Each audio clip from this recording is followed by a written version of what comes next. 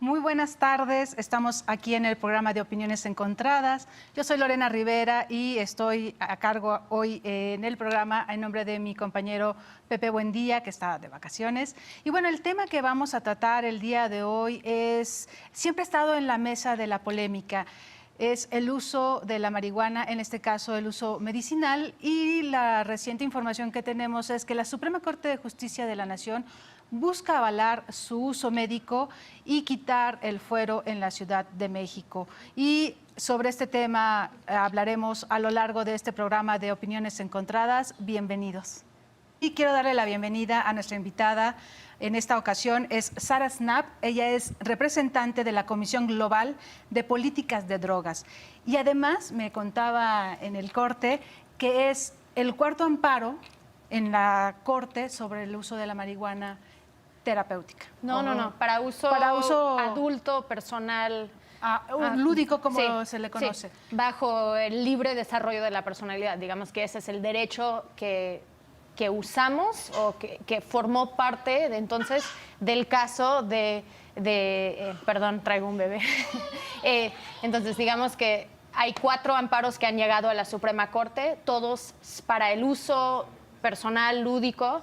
Este es el 4º amparo que ha llegado desde 2015, que busca permiso para cultivar cannabis para uso personal. Y esto, en esta ocasión, ellos resolvieron un caso, mi caso, en el tema de cómo conseguir las semillas. Entonces, fortaleció los derechos que la primera sala ya había reconocido en los últimos 3 casos.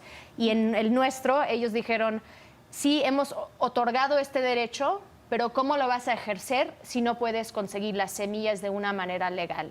Y entonces por eso llevamos este caso. La Suprema Corte, en la segunda sala, resolvió que tenemos este permiso para cultivar y que COFEPRIS, como el cuerpo regulatorio, tiene que importar las semillas para que yo y 2 otras personas podamos cultivar en nuestras casas y sin dañar a terceros. Claro. Todo este proceso, ¿cómo ha sido? ¿Cómo lo has llevado a partir? Porque platicábamos que la Comisión Global de Políticas de Drogas, una de las cuestiones, de los tantos trabajos que tiene, es justamente regular el uso de la marihuana, tanto de fines lúdicos como fines terapéuticos, y que no se penalice a la gente o se le trate de criminal por portar y usar la marihuana en cualquiera de estos usos. Sí, y que en realidad la prohibición, como ha sido implementado, ha hecho más daño que el consumo de sustancias. Y creo que México es un ejemplo desafortunado de esta política y cómo ha fracasado. Entonces nosotros buscamos una regulación del mercado justo para que el gobierno asume control de esos mercados, que no esté en manos del crimen organizado, como una manera también de fortalecer las instituciones. Lo que hemos visto con la prohibición es que debilita, ¿no? Que entonces hay amenazas, es mucho dinero, es una manera de crear corrupción dentro de las instituciones. Entonces esto es una manera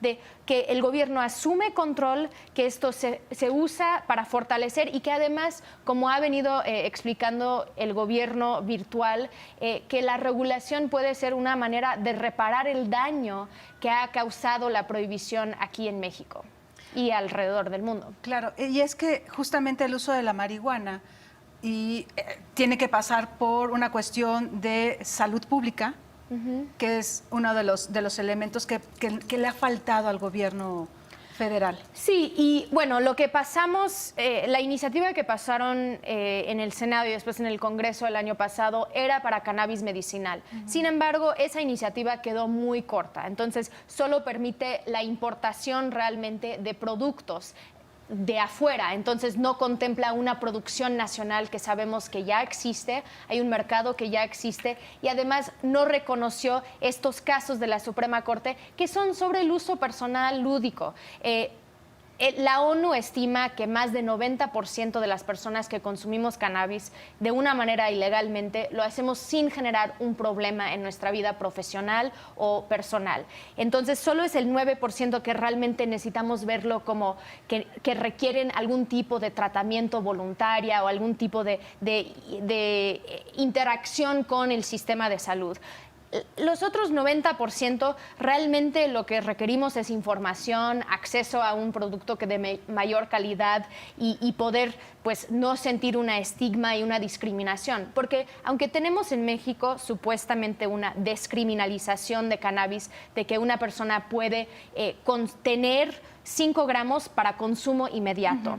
Sin embargo, lo que vemos con la aplicación de esta ley es de que es discriminatoria. Entonces, si eres una persona joven, de bajos recursos, tal vez te van a plantar una sustancia más fuerte o te van a aumentar lo que estás trayendo para que sí te pueden llevar a la cárcel, o si eres una persona de recursos, entonces te van a extorsionar y tú vas a sacar dinero del cajero. Y eso entonces contribuye a la corrupción diario que vemos en la calle. Entonces, por eso esto de quitar esto, que no sea una distracción, que no sea parte de los delitos que se contempla, que realmente se puede perseguir. Tú como consumidora de marihuana, de cannabis, ¿qué te llevó y cómo llegaste a eso y por qué la gente puede hacer uso tanto lúdico como medicinal? Tenemos el caso de la niña del año pasado que necesitaba usar la marihuana en materia médica para poder aliviar para epilepsia y todo esto, ¿no? Que Grace Elizalde he acompañado el caso desde 2015 justo con la familia, porque sí hay todo un espectro de condiciones que requieren tratamiento y que podrían utilizar cannabis medicinal para algún tipo de tratamiento.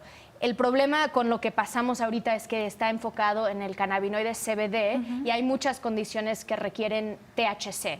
Entonces, realmente tenemos que expandir cannabis medicinal para que sí puede realmente ser utilizada alrededor de México y para distintas condiciones. En mi caso, digamos que yo creo que también el consumo cambia dependiendo del día, si lo estás consumiendo porque es un uso terapéutico para ese día, para relajarte. La mayoría de los mexicanos que consumen cannabis lo hacen en 1 a 2 horas antes de ir a dormir, entonces uno lo podría pensar como algunos llegan a su casa y toman su vasito de vino, otros su tequilita y algunos fuman un churro. Entonces, en realidad no es un uso problemático ni crónico, sino que es algo que te ayuda a relajar, sentirte bien y que en realidad en la salud pública ha hecho mucho menos daño que el alcohol o el tabaco. Entonces sabemos que la prohibición no está vinculado a los riesgos que conllevan realmente la sustancia, sino que ha sido algo histórico, cultural, y realmente tenemos que reivindicar eso, ¿no? En México también hay una historia con cannabis como una planta terapéutica cultural que se tenían las abuelas al lado de la planta de la ruda y se hacía sus pociones, exacto, para sus reumas o lo que sea.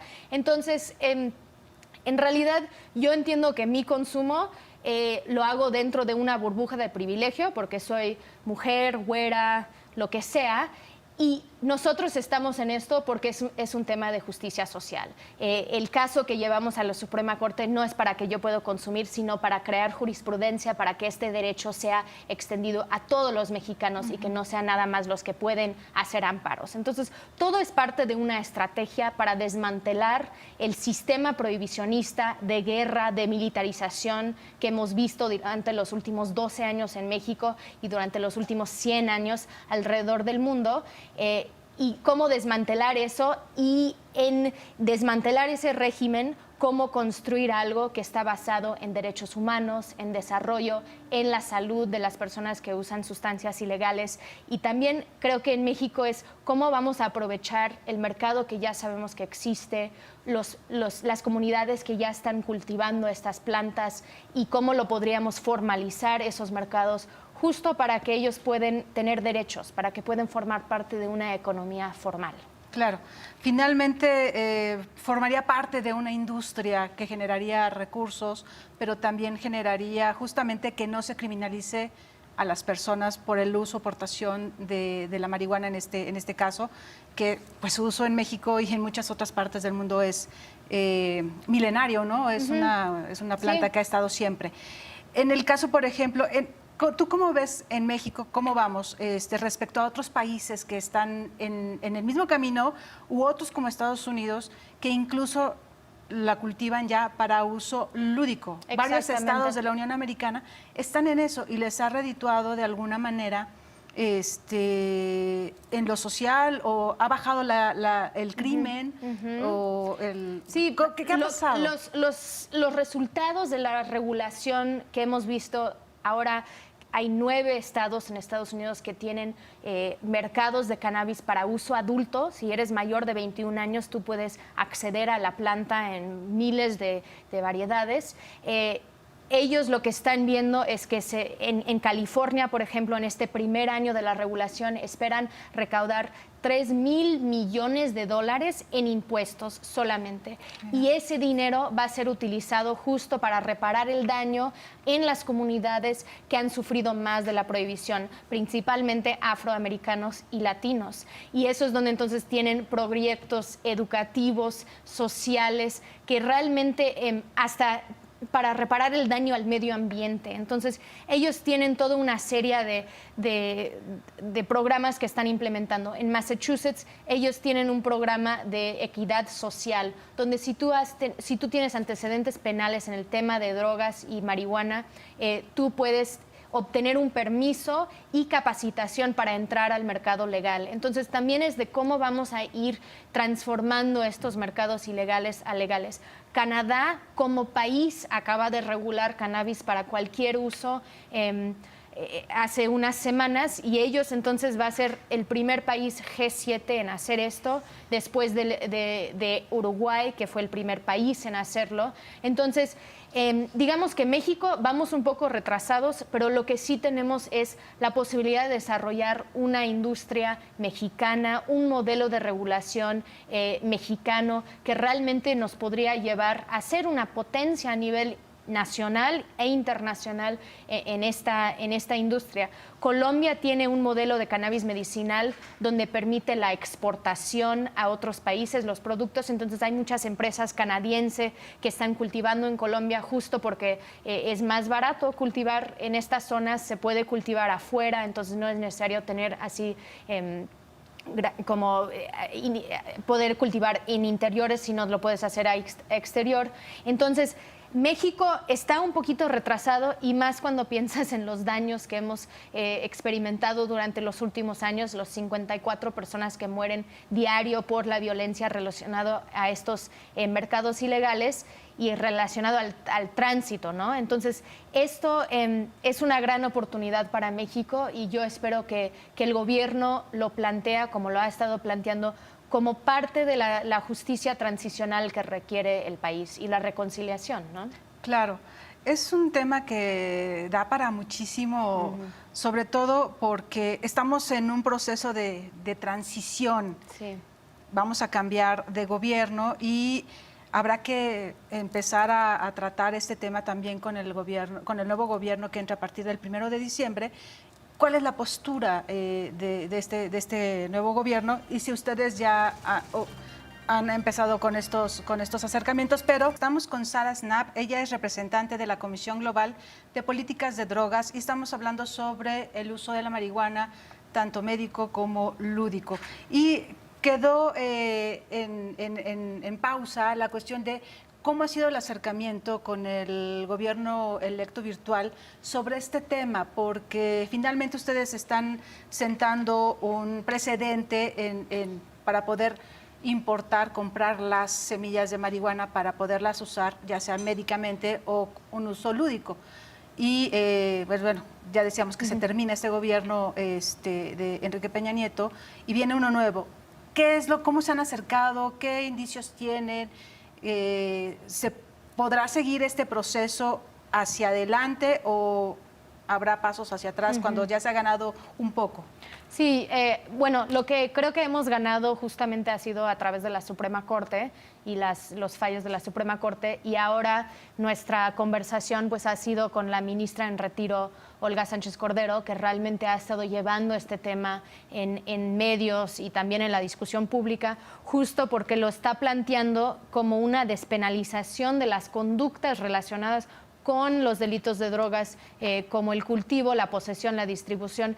Digamos que delitos no violentos en el tema de sustancias, de delitos contra la salud, Y además, como parte de este plan de justicia transicional, que entonces también incluye comisiones de la verdad y comisiones de investigación, junto con la liberación anticipada de las personas que están en prisión por delitos de drogas, que sabemos que en México 47% de los que están en una prisión o una cárcel mexicana está ahí por un delito de drogas que es por menos de 500 pesos. Entonces, estas son personas que no son así los grandes capos, sino que son las personas que estaban ahí por una necesidad económica o porque era porque ellos mismos estaban consumiendo, pero no en realidad estaban haciendo daño a cualquier otra persona. Que eso también es algo de que en los delitos de drogas de posesión, cultivo, hasta distribución, las dos partes, si son adultos,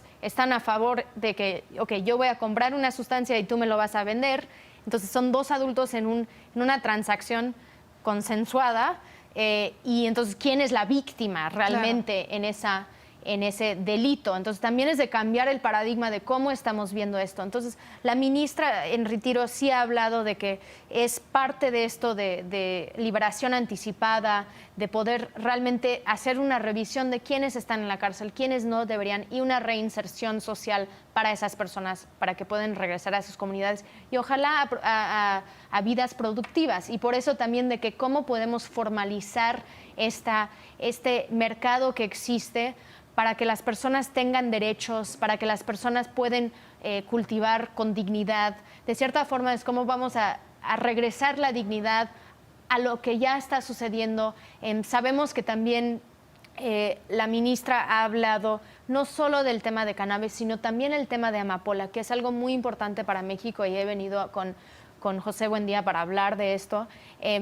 De la necesidad de regular los cultivos de amapola para un uso medicinal, para vender esa materia prima a las farmacéuticas y hacer productos que hoy en día en México es muy difícil de acceder a la morfina si estás muriendo de cáncer. Entonces, es de acercar estas plantas que han estado formando parte de nuestras culturas desde hace mucho tiempo y cómo podemos cambiar el paradigma para que no lo estamos viendo como un tema de criminalizar, como un tema de militarizar y una guerra, sino cómo lo podemos usar para construir la paz. Y por eso la importancia de cómo entonces después se usa los impuestos que vamos a recaudar o esperamos recaudar con una regulación para programas de educación, que sabemos que eso es muy importante, proyectos de reducción de daños, entendiendo que sí hay personas que vamos a consumir sustancias y entonces cómo lo puedes hacer de una manera menos riesgosa. El alcoholímetro, por ejemplo, es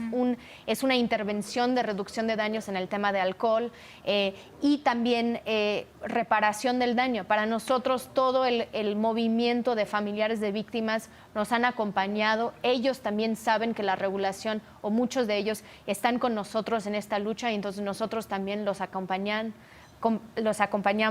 para que ellos también tienen pues mayor resultados y pueden encontrar realmente la verdad y la justicia en muchos de los casos que ellos tienen. Y al final de cuentas, encontrar a las personas que tenemos desaparecidos en el país. Nosotros creemos que eso sí es algo urgente. Entonces, de que el gobierno no tiene que estar enfocado en todo esto de las drogas, sino que regulando los mercados podemos fortalecer las instituciones, generar recursos y que el gobierno se enfoque entonces en los delitos de alto impacto, extorsión, secuestro, homicidio, desaparición. Como que hay, ¿cómo lo vamos a ver? Lo podemos cambiar el paradigma y realmente ser mucho más eficaces y racionales en qué estamos abordando en este tema. Claro, pero cambiar ese paradigma incluye no nada más, incluye todo el Estado, incluye las instituciones, obviamente, incluye el Congreso, pero también incluye a organizaciones que puedan estar en contra de la legalización o descriminalización del uso de la marihuana, como pueden ser, por ejemplo, las asociaciones de padres de familia, que no quieran que sus hijos estén expuestos al uso de marihuana. ¿Cómo trabajar contra eso? Pues es de platicar con ellos. Vimos que una nota que salió que sí estaban en contra, pero en realidad hoy en día los jóvenes, un joven de 15 años tiene mucho más acceso a drogas ilegales que una señora de 60 años o adultos. Entonces, en realidad ahorita el mercado es muy perverso y nosotros lo que queremos es que no haya gente en la calle vendiendo drogas. Claramente la regulación que proponemos no da acceso a menores de edad, a menos si es para un uso medicinal, donde entonces los papás tienen que estar a favor. Y entonces en realidad ahorita es un mercado libre, regulado por la violencia, generando recursos para el crimen organizado, y lo que queremos hacer es que el gobierno realmente toma ese control. Un gobierno sabe cómo regular, es lo que hace a diario, ¿no? Sabe cómo poner reglas y criterios alrededor de productos y comportamientos que conllevan riesgos. Lo que no ha podido hacer es prohibir de una manera eficaz. Entonces, como estaba diciendo del alcoholímetro, no decimos que no puedes tomar y manejar, decimos no puedes tomar hasta después de cierto límite y manejar. Y eso sí ha funcionado. Entonces, también no necesitamos un Estado paternalista que nos está diciendo qué podemos hacer con nuestros cuerpos si somos adultos. Lo que sí necesitamos es contención, criterios, un acceso seguro, un Estado presente en el tema de salud. No creo que sabemos que el sistema de salud no se va a agobiar con más personas, porque en realidad no creemos que el aumento sería de una manera sustancial, sino que la mayoría de las personas ya están consumiendo, si van a consumir. Donde hemos visto un aumento en el consumo en otros mercados regulados a nivel internacional son personas de 35, 45, 50 años que empiezan a consumir porque la legalidad sí les importa. Claro. Entonces tal vez empiezan a consumir marihuana y consumen menos alcohol. Entonces también hay esa sustitución que podría ser algo bueno para la salud pública. Sabemos que es algo que van a estudiar en California, de cómo es esa sustitución de usos. Entonces, porque sí sabemos que cuando fumas un churro, tal vez eres menos violento, mientras con el alcohol puede ser que una persona pone más violento. Cada persona es diferente, pero en realidad lo que creemos es que esas conversaciones de cuándo consumir, dónde, como que con jóvenes eso es algo que debería suceder en las escuelas, en las familias, en las comunidades.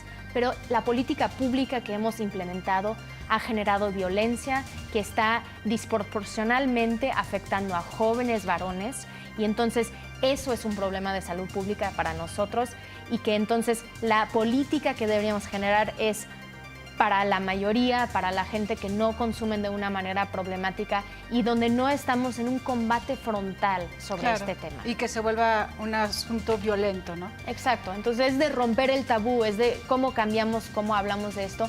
Nada más quería mencionar que el 24 de septiembre la Comisión Global va a estar en México presentando su próximo informe. Okay. Todos están invitados, va a ser un evento público en el Palacio de Medicina, entonces ojalá que muchos pueden participar, va a ser en la mañana a las 10:30 ahí, entonces igual les puedo mandar la información. Claro que sí. Pero esto va a ser una oportunidad de escuchar de más de 7 jefes de Estado, ex jefes de Estado, incluyendo Ernesto Zedillo, hablando de por qué es necesario regular estos mercados. Entonces ellos han estado en el poder, saben que no ha funcionado y ahora están proponiendo nuevas maneras de abordar estos temas. Pues es muy interesante esto que nos cuentas. Estamos con Sara Snap, representante de la Comisión Global de Políticas de Drogas.